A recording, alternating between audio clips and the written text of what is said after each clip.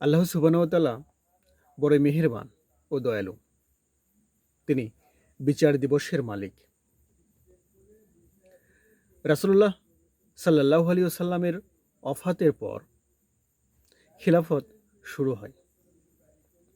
এই খিলাফত শুরু হয় 632 খ্রিস্টাব্দে।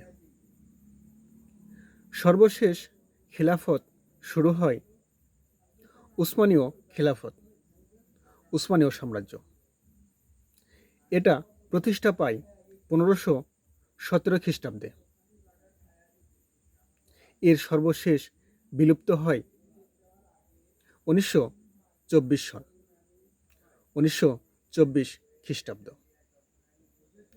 এখানে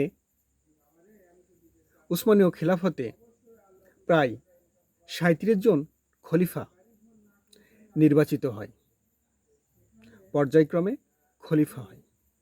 সর্বশেষ খলিফা আব্দুল মজিদ এর সময়ে কামাল আতাতুর গণতান্ত্রিকভাবে যখন গোটা পৃথিবীতে গণতন্ত্র প্রতিষ্ঠা পায় এবং প্রথম বিশ্বযুদ্ধ হয়ে যায়,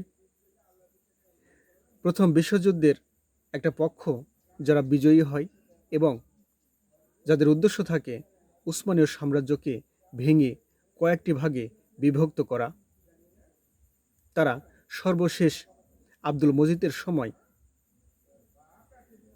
উসমানীয় সাম্রাজ্য ভেঙে কয়েক ভাগে বিভক্ত করে। এখানে আল্লাহ সুবহানাহু ওয়া তাআলা বড়ই মেহেরবান ও দয়ালু। তাদের ইচ্ছা শেষ পর্যন্ত পূরণ হয় না। এখানে কামাল আতাতুরের আবির্ভাব হয় এবং সে নতুন গণতান্ত্রিক একটি তুরস্ক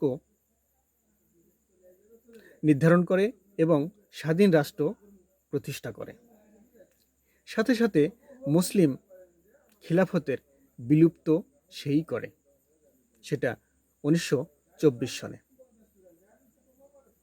এখানে বলে রাখা ভালো, অটোমান সাম্রাজ্য ভেঙে প্রায় 21টে স্বাধীন রাষ্ট্রীয় মর্যাদা পায়।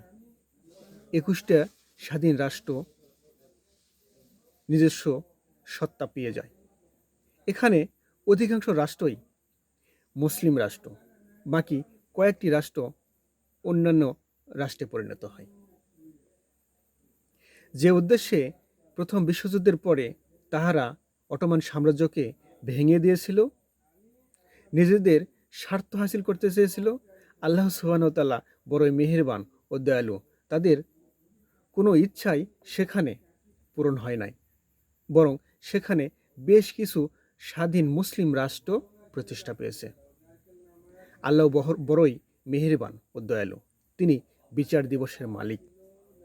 তিনি সমস্ত কৌশলের বড় কৌশলী। তিনি যা করেন সেটা সর্বোত্তম। আল্লাহ সুবহানাহু ওয়া তাআলা বড়ই মেহেরবান ও দয়ালু।